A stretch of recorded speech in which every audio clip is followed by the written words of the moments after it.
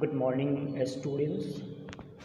As you know that yesterday I discussed about your English leisure. In that chapter, you have studied about nature. The same chapter I am going to teach today from stanza number 4 to 7. As I have already told you that there are 7 stanzas in this poem Leisure. This poem has been taken from your English fairy book of standard 7th. I shall interpret this poem both in Hindi and in English. I hope you would be much more beneficial having studied this chapter. Please listen very carefully and trying to understand this chapter from the core of your heart. I hope so. Now, I start teaching you from stanza number 4.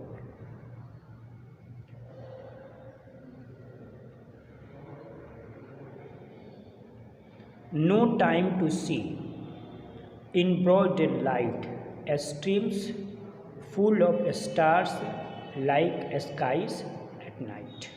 Once again, no time to see, in broad daylight, streams full of stars like skies at night. हम सब के पास समय नहीं है कि हम लोग दिन के उजाले में हम लोग झरनों को देख सके और वह झरना जिसकी पानी जो है सूर्य की प्रकाश में तारों की तरह चमकती है। हम लोगों के पास उतना भी वक्त नहीं है कि हम लोग थोड़ा सा रुक कर और दिन के उजाले में झरने के चमचमाते चमकते पानी को देखें। और इतना भी समय नहीं है कि रात में जब रात काली हो जाती है और आसमान की तरफ जब हम देखते हैं तो आसमान में तारे जो है वो टिमटिमाते हुए नज़र आते हैं।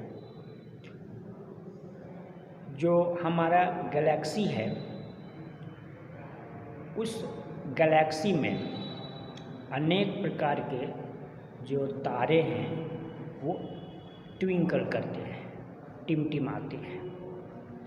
लेकिन हम सब प्राणियों के पास इस आपाधापी की ज़िंदगी में थोड़ा भी समय नहीं है कि हम लोग थोड़ा सा रात में टिमटिमाते तारों को देखें और दिन के उजाले में झरने के पानी जो कि तारों की तरह चमकता है उसको हम लोग देखें। इसका अवसर हम लोग गंवा देते हैं। अगला stanza, no time to turn at beauty's glance and watch her feet how they can dance. Once again, no time to turn at beauty's glance and watch her feet how they can dance. हम लोगों के पास इतना भी समय नहीं है कि प्रकृति के सुंदर आभा को देखें और जो मैदान में भेड़ गाय जो चर रहे होते हैं उनके पैर कितने अच्छे लगते हैं। लेकिन हम सब इंसान के पास इतना वक्त नहीं है और वो फील्ड में जो भेड़ और गाय चरते हैं झूमते हैं। यह दृश्य देखकर हम लोग काफ़ी आनंदित हो सकते हैं। अगर प्रकृति के सानिध्य में हम लोग अगर रहें, लगातार प्रकृति के टच में रहें, तो प्रकृति की खूब सुंदर जो आभा है, प्रकृति की खूब सुंदर कंपनी हमें प्राप्त होगी और हम मानसिक तनाव से बिल्कुल मुक्त रहेंगे। आज के दौर में बहुत सारे ऐसे लोग हैं जो मानसिक समस्याओं से कहीं ना कहीं जूझे हैं, ग्रसित हैं। पोएट के अनुसार यह लगता है कि व्यक्ति को जो है, व्यक्ति कहीं ना कहीं प्रकृति से दरकिनार ले रहा है, इसलिए उसके साथ ऐसा होता है। A poor life, this is if full of care, we have no time to stand and stare. Once again, a poor life, this is full of care and we have no time to stand and stare. और यह जिंदगी जो कि व्यस्त है, एक तरह से ये समृद्ध नहीं है, ये ज़िंदगी काफ़ी कमज़ोर है, ये ज़िंदगी गरीब है।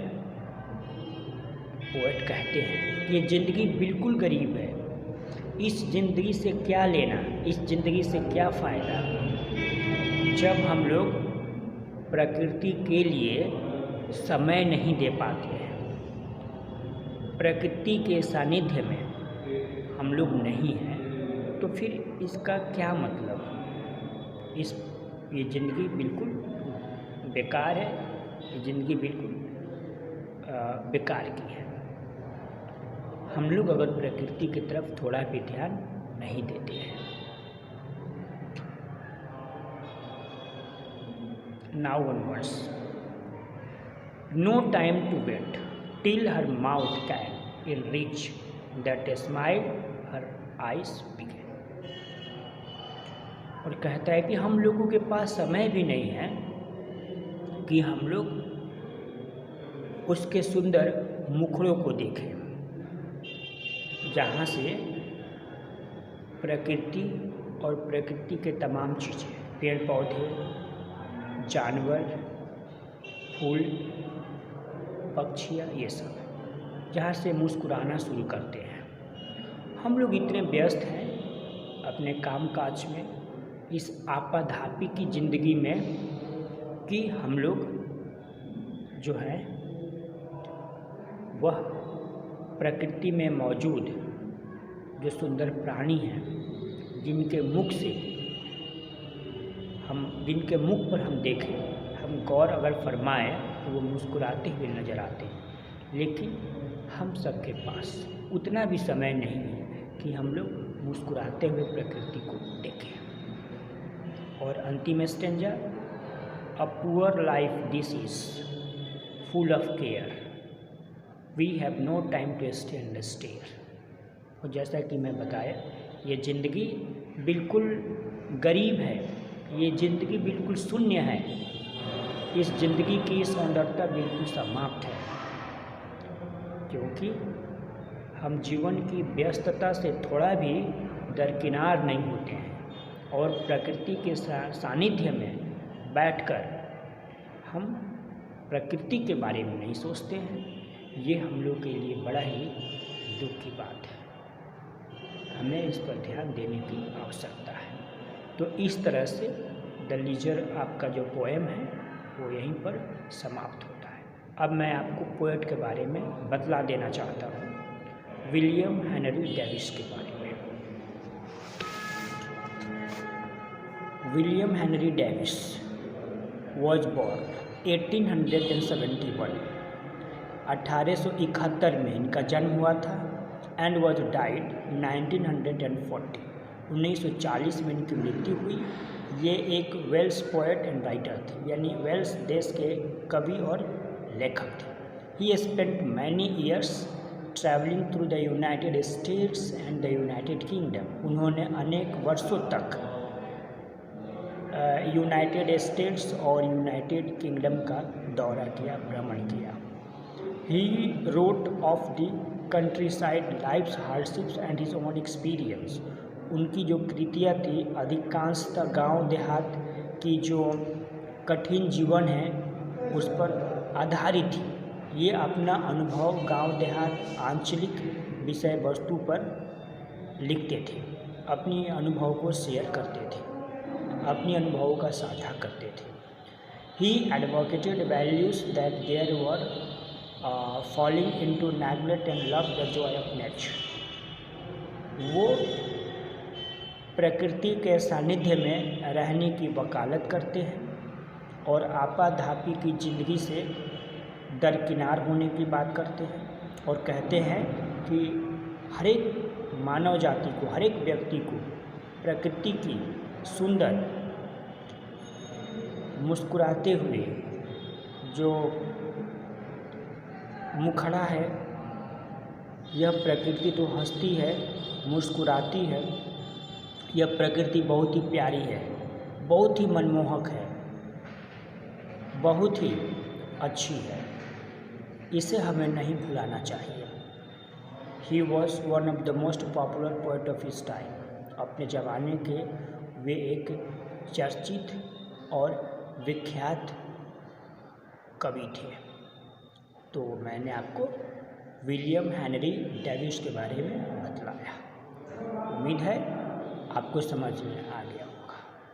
Thank you and have a good day.